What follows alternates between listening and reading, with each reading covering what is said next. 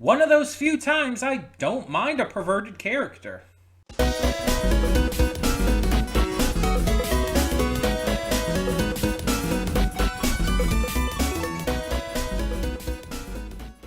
Hey everyone, welcome to Princess Gay. I'm your host Connie, and today we are here with my blind reaction to episode 2 of Golden Boy. And the first episode was good. And I want to clarify this. I believe I talked about it plenty in the last one, but I want to clarify why I don't mind our main character here being this perverted. Because usually in a lot of series, I hate the perverted character the most, or at least close to. Characters like this tend to be ones I'm not a big fan of, such as Sanji in One Piece, Mineta in My Hero Academia, or so on and so forth. But the difference here is that Golden Boy is a satire. My Hero Academia and One Piece are not. Those are just, pretty standard, regular shonen anime. Golden Boy is a satire where you're not supposed to take it super seriously. Like, the one scene, the one shot of, her, of the CEO from the last episode spitting and him catching it in his mouth, and then her stomping him into the ground. It's like that's enough proof of anything to prove that you're not really supposed to look at this with any kind of regular mindset. You're supposed to see this as a joke, as comedy, as a series that is making fun of these kind of tropes. It's the same thing as Panty and Stocking. You don't go into Panty and Stocking taking it too seriously, because if you do, you're going to have a bad time. You're not going to like it because you're going to find all the characters extremely unlikable and terrible.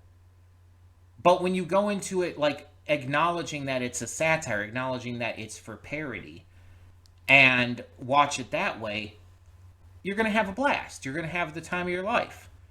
Because it's fun. And yeah, the characters are all terrible, but in a really entertaining way. In a way that's...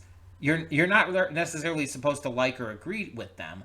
You're just supposed to have fun with it. And with a satire like this, you can get away with a lot more too. And that's the point. A lot of these satires are making fun of the very things that you have an issue with them for. Whether it be the over-sexualization of characters, or perverted characters, etc. I cannot remember the main character's name. I've been trying this entire time. I apologize. But he is, very blatantly, obviously, supposed to be, a satire of the pervert character. The pervert main character who just, mistreats women and everything. And that's why they also have him be so intelligent, so quick to be able to form these complex situations out of practically nothing. He's able to make this software better than how these actual professionals at the job actually made it. He's able to improve upon it despite having no real software experience. He has the most basic experience with a computer, and that's it. And yet, just from observing, just from looking at things briefly and writing some notes, he's able to not only perfectly recreate it after accidentally fucking it all up and deleting it, but he, again, improves upon it in a way that actually helps them and is going to help their company in the future. He's a literal genius who can, and again, it said he was he could have been a graduate of law school but dropped out, despite having earned all his credits. He's literally got the intellect and capabilities of a genius, but he's a dumbass. He's an absolute dumbass who would rather do these odd jobs and ogle at ladies. And that shows how you're supposed to view his character. Because normally with a lot of these characters, it's like, yeah, the pervert character can be to some degree capable. But when you have a pervert character who's shown to be that capable, and is shown like with that diametrically different of of an attitude compared to like skill and abilities and whatnot, it's meant to show like what you're supposed to focus on. And you could say like, oh, but why do you hate Sanji from One Piece then? Because he's shown to constantly be like a very high skill and everything. He's shown to be um an actively super strong fighter, and is shown to be like super kind and gentle and everything at times. And it's like, yes, you are completely right. But here's a notable difference too. The main character here of Golden Boy, while he like the closest he gets to being like really creepy or bad is like doing the weird sniffing thing and whatnot.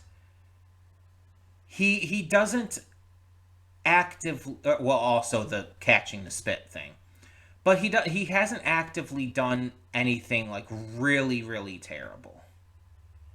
Sanji has. Sanji has practically sexually assaulted women. Like, he's literally used invisibility for the like pure purpose of spying on women naked in a bath house against their will. Not has he just thought about it, he's done it. And while Sanji would never like actively like touch a woman against her will, not like that at least, that's still pretty fucked up. And our character here, again, I really wish I remembered his name. But he, from what we can tell, wouldn't do that. Like, he's gonna simp over women and be a little weird, but he wouldn't go that far. At least from what we could see in the first episode. That might change and everything. Plus, again, it's the tone of the series. You have to take that into account. It just is necessary as part of the discussion. One Piece is a serious show. And yeah, it has a lot of goofiness, has a lot of fun and humor to it. But it's not a parody. It's not meant to be a parody or a satire. It's meant to be seen as like a genuine, legitimate show. Golden Boy is satirizing characters like Sanji, characters like Mineta. These are the kinds of characters that Golden Boy is literally making fun of with this portrayal. And ironically, at least again, based off the first episode, they're not actually going further than what the characters can be like. Because like if you go to Mineta as well, it's like Mineta very actively has sexually assaulted his classmates multiple times, much more so than even Sanji has done. Like, Mineta's actually, touched against consent. He has actively touched the girls of Class 1A and I think 1B as well against their consent. Mineta is a lot worse than Sanji, unquestionably. But again, both of those are from shows that are, more or less legitimate, serious shonens. Not meant to be taken as satire or as a joke. Golden Boy is a parody. So I wanted to make that very clear on why I do not have a problem with him as much as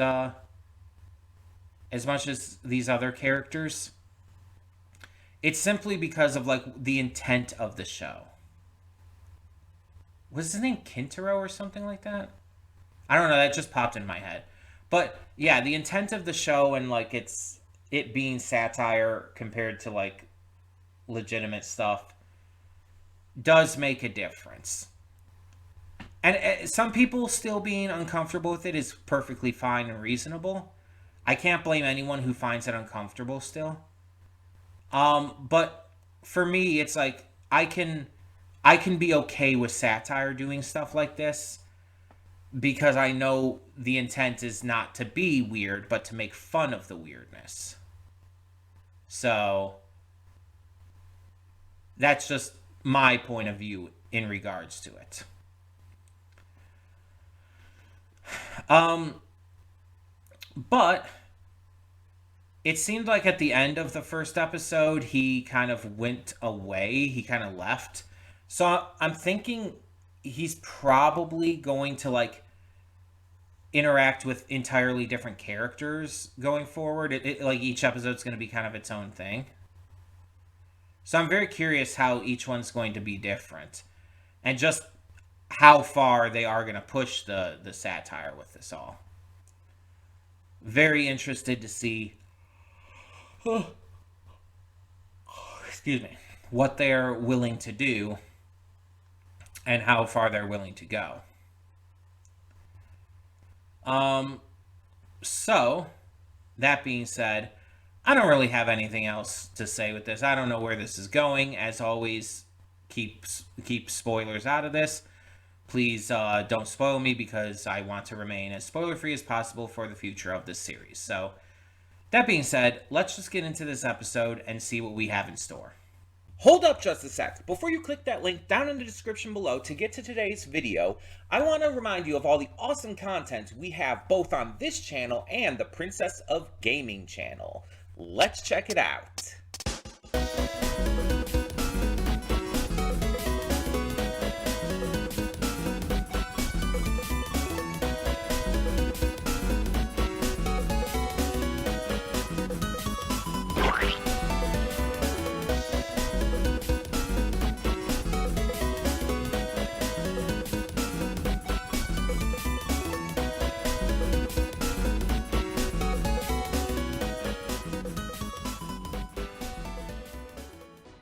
And we are back, and we'll begin with spoilers in 3, 2, 1, now.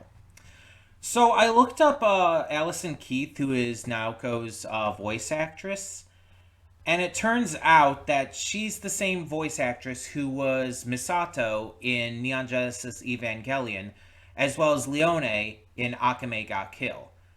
Two obviously different sides of anime and two different time periods, but still, I definitely know the VA then, and that's pretty wild that that's the same VA as either of them, but okay. Um, that being said, this episode I would say is not as good as the first. It was definitely a lot more uncomfortable, specifically because Naoko is a high schooler, as it makes clear. It doesn't say like exactly how old she is, but I'm guessing probably 17. I would wager, kind of playing on like the edge of things and all. A lot of anime has tended to do that. But the big thing here that makes this notable is the fact that while he does find attraction to her, he never actually acts on it. Except for the very end where he kisses her, but he literally does that to protect her image and make himself like the target of everything. But like during this entire time, like even as much as she shows like off her tits and everything, she like flashes him constantly. He never acts on it. And this was going into what I had said before. Like, as perverted as he is, he's not going to touch a woman without consent. He'll be weird, but he's not going to be like that bad. And so we see that throughout this, that she is actually the bad one. We kind of flip the script on that a little bit, showing that Naoko is kind of a psychopath. If we're being honest here. She fucking sucks, and I hate her. Like, Oh my god. I honestly kind of didn't expect that. But like even in the end, even with her apology, it's like I don't really forgive her. Like, oh my god, she's terrible. She's so terrible. So Naoko is this high schooler who purposefully fucks with men, not always necessarily older men, but like that's all we really see here. Um, Specifically to use them. It seems that she gets some kind of sick joy out of sexually flaunting guys. And I was originally thinking that she was going to like do what she ended up doing at the end and get him in trouble, and everything. Again, for some sick joy that she got out of it. But she didn't. It wasn't originally that. Originally, her only thing was that she just wanted to fuck with them. That it was purely teasing for the sake of teasing, and she never intended for it to go any further than that. She just wanted to, be a fucking asshole, an absolute bitch, and she accomplished that with ease. And then after, like, she finds out that he actually could tell that she was doing this on purpose, and that he was like, he felt like he saw her more as sad, and like she was in the shadow of her father and everything, which did end up apparently being true. He sympathized more with her than he like wanted to get with her at that point. Though again, he was still like attracted, but it shows his intelligence, not just like in terms of textbook intelligence, but also social intelligence. That he could read her that well, that he could tell she was fucking with him. I mean, honestly, who wouldn't be able to tell? But that he also didn't like villainize her like I did, and I still do, and I will not apologize for that. I don't give a shit what he tries to say about it. She was absolutely a piece of shit, and I will stand by that. Um, but yeah, it's like he was seeing like the best in her, and like saw like some sadness in her, and she didn't like that. She didn't like that he was playing her as she thought, even though that's not what was going on. He just recognized that she was, playing him. But she got pissed at this and decided to do what I again thought she was going to do at the beginning and get him in trouble. So when he comes over again, she cuts up her clothing with the scissors, gives him the scissors to hold on to, and then screams and calls for help. And again, he chooses to pull her in for a kiss instead of like trying to make excuses or lie or well, honestly, tell the truth. He doesn't do anything except like take the blame for it. He chooses to take the blame to protect her rather than out her or anything, or even try to out her. Showing again his kindness, his you know gentlemanliness. Like she refers to him throughout this as like gentleman pervert or whatever it was. And that's I think a very good way to look at his character. He is both a gentleman and a pervert at the same time. He absolutely lusts over women. He absolutely has, a boner for pretty girls. But he's never going to take advantage of them because that's just not who he is.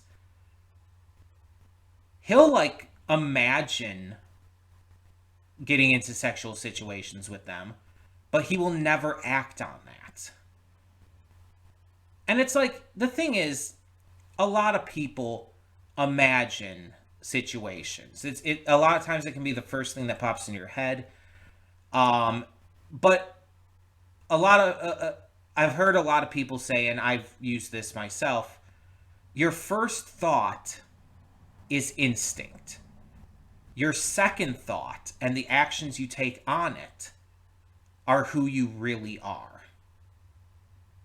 And I actually really love that line, because people have this instinctual like thought process.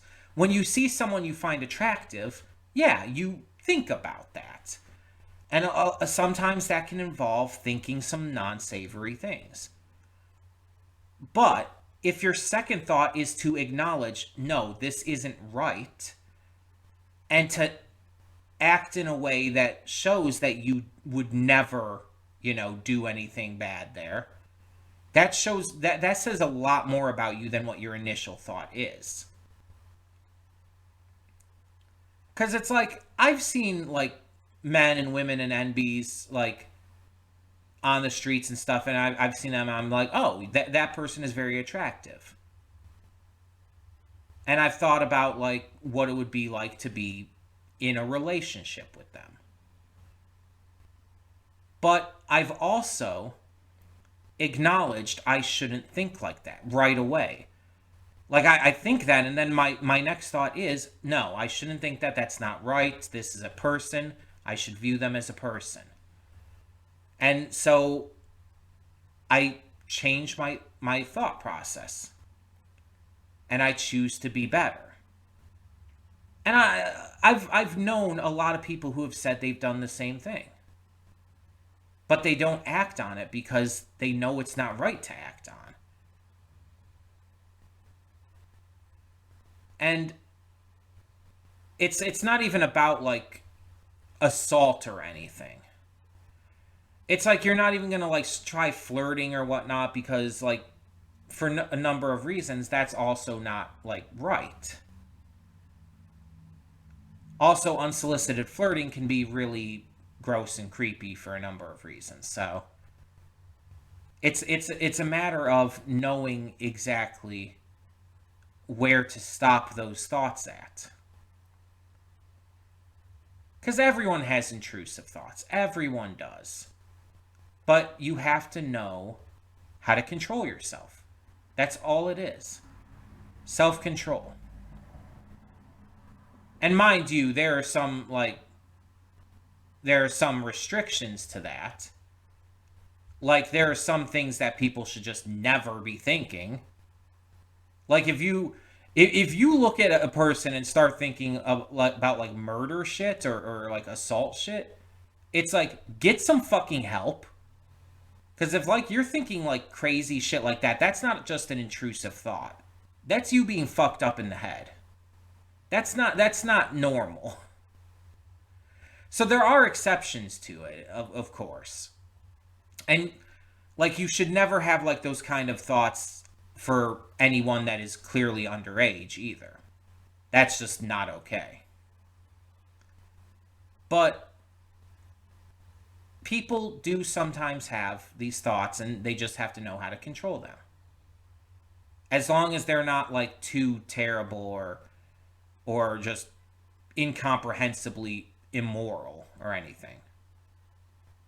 Because again, that's not intrusive thoughts. That's a point where you're just a fucked up little piece of shit.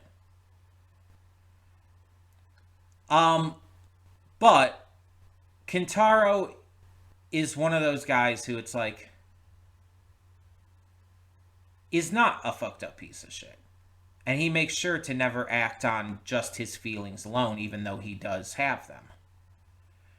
Also, there is like an aspect to this that you do have to acknowledge. There are some differences with like the age thing in Japan and whatnot.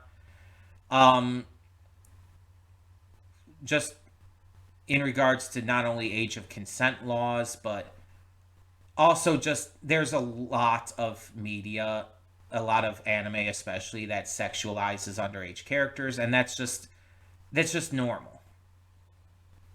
And it's just a normal thing, and it's, yeah, to us from our perspective it's weird, and it's like it's not normal here, and honestly it shouldn't be normal anywhere, but that's something you do have to take into account as well. And he's 25, and if she's 17, it's like that's a 7-year age gap, right? Wait. 8-year age gap. Sorry, I can't math. Um, that's an 8-year age gap. That's not okay. Like, if he were only a few years older than her, like if he were like 19 or 20, okay, that's one thing. But it's like, this is also, again, this is like a thing in a lot of anime. And with this being a satire, it's definitely playing on the younger girl and the older guy kind of trope you see in some shows. And again, plays with it in regards to even having the more predatory one being the girl. Like, honestly, she practically sexually assaults him at every go here, and he never does the same to her. Again, unless you count the kiss at the end, but he did that specifically to take the brunt of the attack on him and not blame her or try to put any of it on her. He was protecting her. He specifically knowing he was about to get the absolute shit beat out of him. um and so that's pretty wild in and of itself, but this is, yeah, it's clearly making fun of these kinds of tropes, and again switching around the kind of idea of it all, which is wild, but that's what a satire series like this will do. But like I said, in the pre-thoughts and all, it's still okay to be like uncomfortable with this stuff, even with it being in the context of satire. And like I said, this episode did make me more uncomfortable than the first one did, because of the age gap thing and her being a teenager. That's not great for a number of reasons. And so that part was definitely hard to watch. But I do also still know that it was meant as satire, and it wasn't meant to be taken super seriously. And was still, making fun of those kind of scenes and those kind of things in anime. So I can, while I'm not okay with it, I can live with it because of the context of it being a satire. But only because of that, really. Um, Either way, this definitely just wasn't as good. And I think the biggest reason for me is that the change that she had felt out of nowhere. Like, in the first episode, the CEO lady had given Kintaro more of a chance and had like genuinely been trying to like give him the opportunity and everything to work there. And it felt like she only got angry and really upset with him after he, fucked up and accidentally deleted all of their work. So her coming back around in the end and just, forgiving him after finding out that he not only replaced the work but made it better, that made sense. And like, she was genuinely helped out by him in a way that made her coming around on him in the end work. I don't really agree with the same thing here. Because again, all he did was protect her slightly, even though she wasn't going to be in any real danger. Even if he tried to make excuses, no one would have bought it. But instead, he like refuses to do that and just takes all of it on himself. And she just suddenly forgives him for it. This crazy psycho chick who had been, sexually manipulating and assaulting him this entire time. Because again, she was assaulting him. That's unquestionable. Like, what she did on the street there with like falling into his hand so that her breast specifically would fall into his grasp, that's sexual assault on her, not on him, because she's the one who did it. On top of that, constantly stripping in front of him, constantly showing off her tits and nipples and stuff. It's like, that is sexual assault. Running around without panties specifically to get to him and everything. Yeah. So she is, I didn't like her at all. And so it's, and maybe that's like clouding my thoughts a little, but it just seemed like her coming back and turning around and then like suddenly kind of falling in love with him in the end, to where it's like, oh, I want you to be the one to take my virginity. It's like, the fuck did that come from? Like, what? It didn't feel believable that she would have that big of a turnaround on him that quickly. Because it felt like she was too, like, I don't know, vindictive, I think is the wrong word, but too aggressively, like, cruel to him. There was nothing to really, like, set up for that. And it's just, I just really didn't buy it. But maybe that's just me. Tell me in the comments below, what did you think of this episode of Golden Boy? And for now, I'm Connie and I'm signing off. See y'all next time.